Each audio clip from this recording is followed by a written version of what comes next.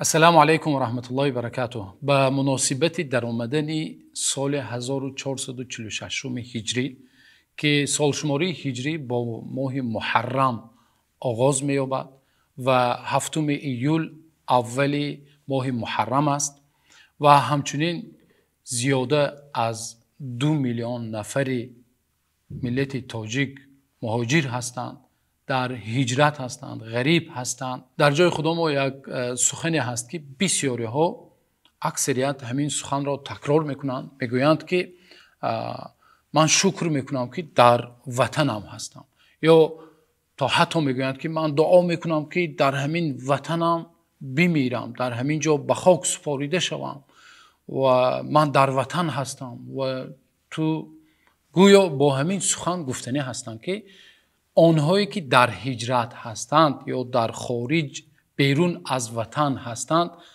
گویا انسانهایی باشند که آنها یک زین پست باشند. بیایید این سخن را موافق آیت ها و حدیث های صحیح پیامبر صلی الله علیه و سلم با میزان شریعت یک بار برکشیم که چی است.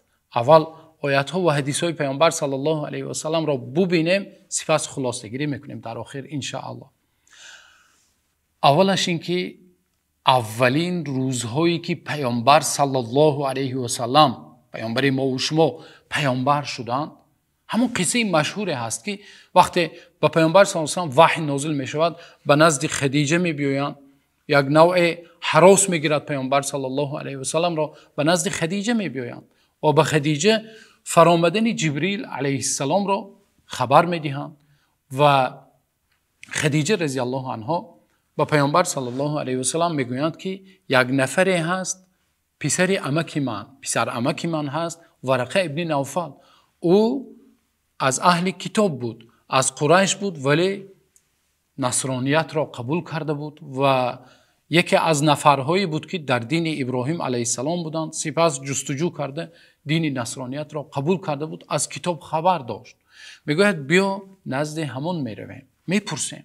به نزد ورقه ابن نوفل میروند پیامبر صلی الله علیه و سلم و آن چیزی که رخ داده بود به ورقه خبر میدهند. ورقه ابن نوفل پیامبر صلی الله علیه و سلم را بشارت داده میگوید هذا الناموس الذي انزل علی موسی، میگوید این جبرئیل است که به موسی علیه السلام وحی می آورد و میگوید یا لیتنی فیها جذعا لیتنی اکون حیا اذ یخرجک قومک.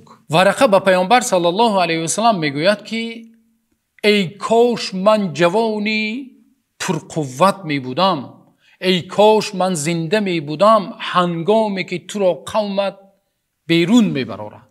یعنی وقتی که تو هجرت میکنی ای کاش من جوان می بودم و همراهت می بودم و تو را نصرت میدادم.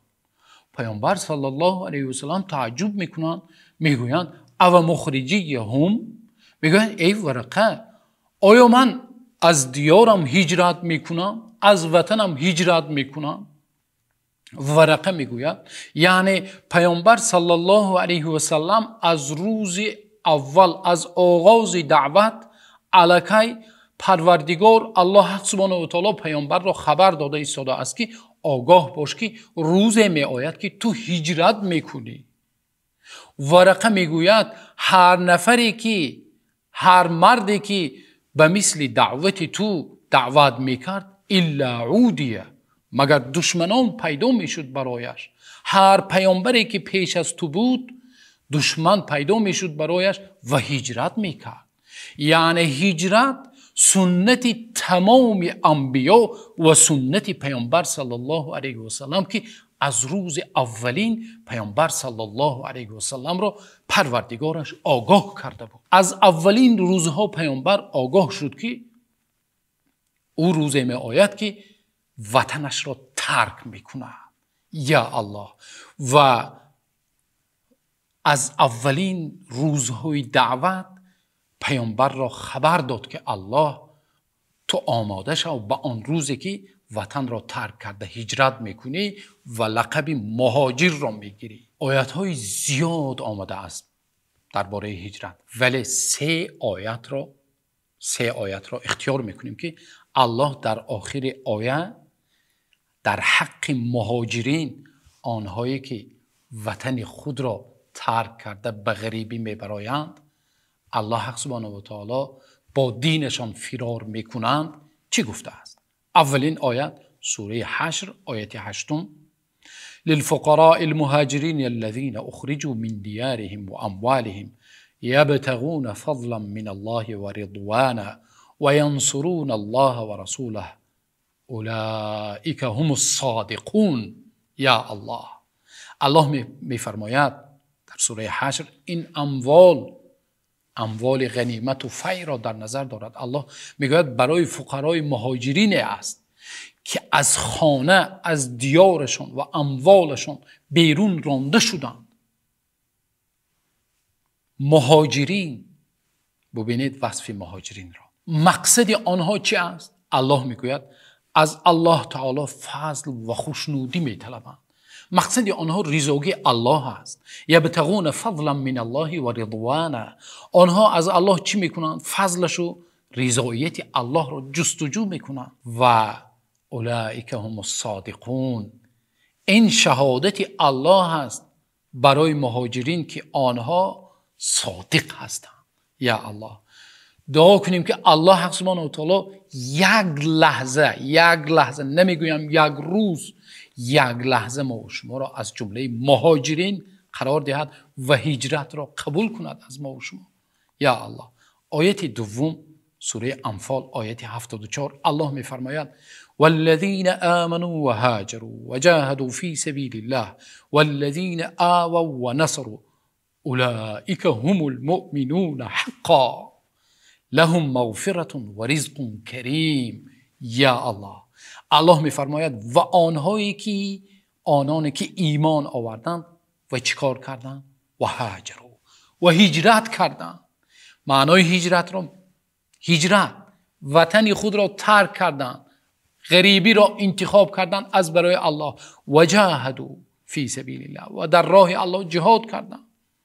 والذین آووا و نصروا، و آنهایی که مهاجرین را چیکار کردند؟ به خود قبول کردند، انصار را در نظر دارند، نصرت دادند آنها را. اولئک هم المؤمنون حقا. مهاجرین و انصار کی هستند؟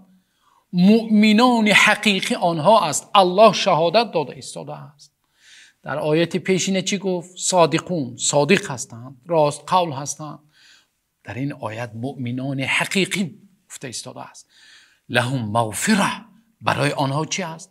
بشارت را ببینه، مغفرت است و رزق کریم، و یک رزق فراوان از جانب الله بخشیده می شود برای آنها. آیت 3 سوره توبه آیت 20 الله سبحانه و تعالی می فرماید الذین آمنوا و هاجروا و جاهدوا فی سبیل الله باموالهم و انفسهم اعظم درجة عند الله و اولئک هم الفائزون. یا الله میگوید آنهایی که ایمان آوردند و هجرت کردند و در راه الله جهاد کردند با مالشان و نفسشان، آنها که هستند؟ آنها نزد الله تعالی مقامی بزرگ، اعظم درجتان، یک درجه و مرتبه بلندی دارند در نزد الله. و آنها که هستند؟ اولئک هم الفائزون. آنها رستگار هستند. فائزون یعنی نجات یافتگان هستند. رستگار حقیقی همانها هستند. یا الله. صادقون، مؤمنون حقا و اولئک هم الفائزون. 3 وصف برای کی؟ برای اهل هجرت. آنهایی که مهاجرت در مهاجرت قرار دارند، از برای الله هجرت کردند، آنها که هستند؟